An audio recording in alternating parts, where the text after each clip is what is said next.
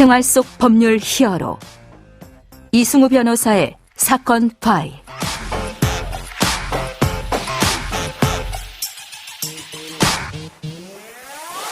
안녕하세요. 이승우 변호사입니다. 각종 사건 사고에서 여러분을 구해드리겠습니다. 오늘 열어볼 사건 파일은 외국인 불법 체류 관련 사건입니다.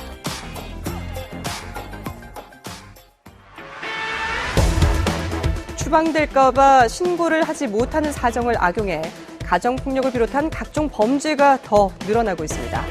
신고를 했다가는 불법 체류자 신분이 드러나 아이들과 생이별을 하거나 함께 추방될 수 있기 때문입니다. 사건 파일 오늘은 불법 체류자에 대한 정책의 문제점과 필요한 변화에 대해서 이야기해보려고 합니다. 법무법인 법승에서 외사팀장을 맡고 있는 박다솜 변호사와 알아보도록 하겠습니다. 안녕하세요, 변호사님. 네, 안녕하세요. 박다솜 변호사입니다. 네, 변호사님. 현재 우리나라에 체류하고 있는 외국인 숫자가 정확하게 얼마나 됩니까? 네, 2022년 12월 말 현재 우리나라에서 체류하고 있는 외국인은 224만 5,912명이라고 합니다. 네네. 그중 등록 외국인은 118만 9,585명, 외국 국적 동포 국내 거소 신고자는 49만 9,270명, 단기 체류 외국인은 55만 7,057명입니다. 예, 단기 체류라는 게 이제 뭐 사업이나 여행 목적으로 들어오신 분들을 말하는 거죠? 네, 그렇습니다. 네. 자, 어느 나라 사람들이 우리나라에 주로 체류를 하고 있습니까? 네, 국적별로 살펴보면 체류 외국인은 중국이 37.8%, 베트남이 10.5%, 태국이 9%, 미국이 7%, 우즈베키스탄이 3.5% 등의 순으로 구성되어 있습니다. 태국 분들이 요새 많이 늘었다고 하던데 실제 통계도 그렇군요. 네, 그렇습니다. 자, 그 중에서 이제 불법 체류자라고 하면은 이제 체류 허가 요건을 위반했거나 기간 넘겨서 체류하는 이런 외국인들을 말하잖아요. 이제 어제 방송에서 우리가 불법 체류자가 40만을 넘었다. 41만 명 정도 된다. 이런 현황을 봤는데요. 자, 오늘 불법 체류자 정책, 뭐 이거 왜 이렇게 좀 자꾸 늘어나게끔 되는 건지 그 내용 좀 살펴보는 거죠. 네, 최근 몇 년 동안 우리나라에 거주하고 있는 불법 체류자 수가 급증하고 있는데요. 네.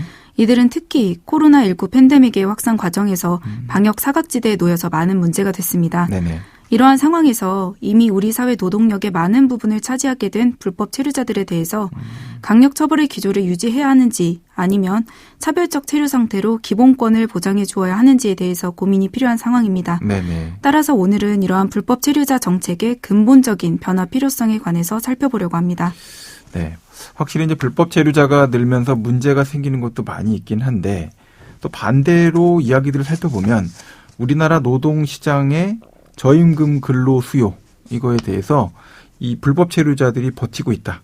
그래서 이 사람들을 다 추방해버리면 노동시장에 구조적으로 큰 문제가 발생할 수도 있다. 뭐 이런 얘기가 나오더라고요. 네, 어제 방송에서도 나왔듯이 지난 2022년 9월 불법 체류자 수가 40만 명을 넘었습니다. 네. 이러한 불법 체류자들은 처음에는 유학비자, 어학연수 등 합법적인 단기 비자로 한국에 입국했다가 출국기일을 넘기고도 본국으로 돌아가지 않은 채 한국에 거주하면서 불법 체류자 신분이 되는 경우가 많습니다. 네. 문제는 이런 불법 체류자들이 각종 범죄를 일으키는 경우가 많이 늘고 있다는 건데요. 네. 특히 요즘 불법 체류 외국인들을 중심으로 한 마약 범죄가 급증하고 있어서 문제입니다. 네. 반면 불법 체류자들은 우리나라 사람들이 기피하고 있는 농업과 어업 그리고 각종 3D 업종의 핵심 인력이 되고 있습니다. 이로 인해 인력난에 허덕이는 우리나라 노동시장에서 불법 체류자에 대한 수요가 꾸준히 이어지고 있습니다. 네, 수요와 공급과 관련된 필요성들이 서로 강력하게 있어서 이 문제 해결이 간단치가 않을 것 같긴 한데 이 코로나 시대를 한 3년간 거치면서 이제 불법 체류자가 급증하는 과정을 우리만 겪진 않았을 것 같거든요. 다른 나라에서는 불법 체류에 대해서 어떤 정책들을 시행하고 있습니까?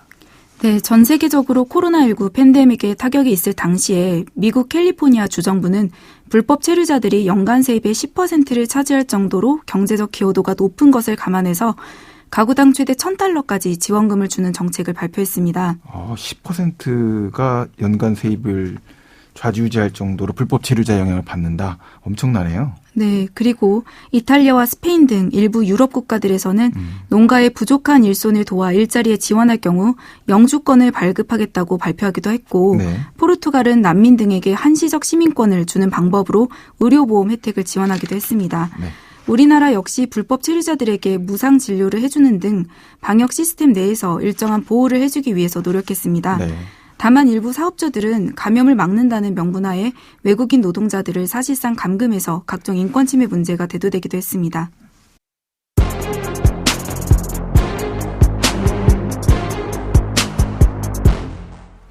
자, 불법 체류자에 대한 현행 법률 내용을 좀 살펴봐야 될 것 같은데요. 어떤 내용들이 있습니까? 네, 먼저 불법 체류자라는 용어에 대해서 관련된 법을 살펴보면 좋을 것 같습니다. 네. 외국인 처우법 9조 1항 1호에서는 불법 체류 외국인에 대해서 규정하고 있습니다. 네. 이를 바탕으로 법무부는 체류 자격이 없거나 허용 기간을 넘겨서 국내에 거주하는 외국인을 불법 체류자라고 부르고 있습니다. 네. 한편 출입국관리법 17조 1항에서는 외국인은 그 체류 자격과 체류 기간의 범위 내에서 대한민국에 체류할 수 있다고 규정하고 있고, 이를 위반해서 체류할 경우 같은 법 94조에 따라 3년 이하의 징역 또는 3천만 원 이하의 벌금에 처할 수 있습니다. 네. 그리고 출입국관리법 18조에서는 외국인이 대한민국에서 취업활동을 하기 위한 체류 자격에 관해서 규정하고 있는데요. 이를 위반해서 취업활동을 하거나 그러한 사람을 고용할 경우에도 처벌될 수 있습니다.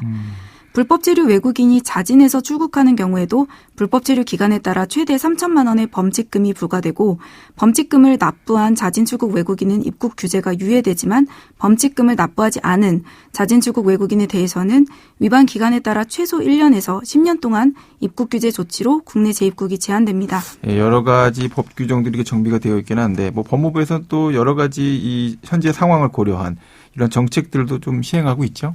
네, 법무부에서는 코로나 영향으로 인해서 항공편 운항이 정상화되지 않아서 불법 체류 외국인이 본국으로 귀국하지 못한 특별한 사정을 고려해서 2022년 11월 7일부터 올해 2월 28일까지 자진해서 출국하는 불법 체류 외국인에 대해 범칙금을 면제하고 입국 규제를 유예하는 불법 체류 외국인 특별 자진 출국 제도를 시행하고 있습니다. 네. 또 정부는 코로나19 팬데믹이 극심했던 2020년도에 불법 체류 외국인에 대해서 치료 격리 기간 생활비 지원, 치료비 전액 지원 등 무상 치료를 제공했고, 불법 체류 사실을 출입국 당국에 통보하지 않도록 했습니다. 예. 다만 재난 긴급 생활비 등 지원 대상에서는 불법 체류자가 제외됐습니다.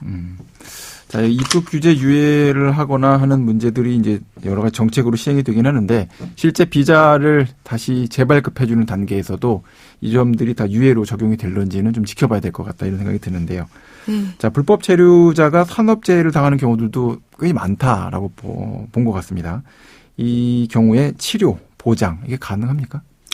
네, 원칙적으로 산재보험은 근로자의 업무상 재해 보호를 위한 것이기 때문에 국적과 체류 신분에 따른 보호에 차별을 두고 있지 않습니다. 네. 따라서 원칙적으로 봤을 때는 외국인 근로자도 합법과 불법을 구분하지 않고 업무상 재해로 인한 부상 치료와 산재 보상을 받을 수 있습니다. 제도는 그렇군요. 네. 하지만 근로복지공단은 외국인의 산재 신청에 대해서 출입국관리법에 따라 관련 기관의 자료 제출 요구에 의해서 자료를 해당 기관에 제출해야 하는데요. 예. 그래서 고용노동부가 그동안 불법 체류 외국인 근로자라도 산재로 인한 부상 치료와 보상을 안심하고 받으라고 안내해오긴 했지만 예. 사실상 치료를 마친 불법 체류자에 대한 정보를 출입국 사무소에 넘기는 일이 많았기 때문에 불법 체류자들은 업무상 재해로 인한 부상 치료 및 산재 보상을 적절하게 받기가 어려웠습니다.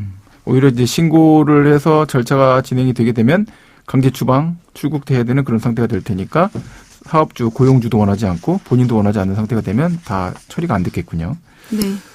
자, 오늘 불법 체류자 정책에 대해서 법적으로 이야기 나눠봤는데요. 마지막으로 변호사님, 이 문제 사실은 굉장히 심각한 여러 가지 쟁점들을 품고 있다 생각이 되니까요. 좀 법률적인 내용 정리해서 말씀을 좀 해주시죠. 네, 우리 사회에서 불법 체류자들은 다양한 일자리에 종사하면서 노동력의 많은 부분을 차지하고 있습니다. 네. 따라서 단순히 엄격한 처벌만을 목적으로 한 정책을 실시한다면 결국 멀리 봐서는 우리 사회에 미치는 경제적 타격도 클 것이라고 예상합니다. 비록 법의 적용에는 차별성이 존재하지만 예. 의식주 보장과 같은 생존과 관련된 기본권은 불법 체류자라고 할지라도 보장받아야 되는 최소한의 권리입니다. 네. 따라서 적법한 체류 자격을 가진 외국인과의 차별성은 두되 불법 체류자에 대해서는 일종의 차별적 체류 상태로 기본적 인권을 보장하는 정책을 세워나가야 할 것입니다. 네네. 지금까지 박다솜 변호사와 함께했습니다. 오늘 말씀 고맙습니다. 네, 감사합니다. 생활 속 법률 히어로 이승우 변호사였습니다. 내일도 사건에서 여러분들을 구해드릴 사건 파일 함께 알겠습니다.